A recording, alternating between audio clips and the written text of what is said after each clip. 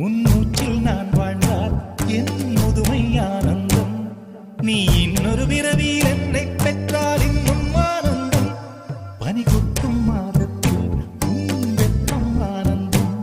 என் காது வரைக்கும் கம்பளி போர்த்தும் கருணை ஆனந்தம். சொந்தம் ஓர் ஆனந்தம், பந்தம் பேரானந்தம். கண்ணே உன் விழியா பிறர் கழுதா கண்ணீரும் ஆனந்தம். ஆனந்த பச்சை கிளிகள்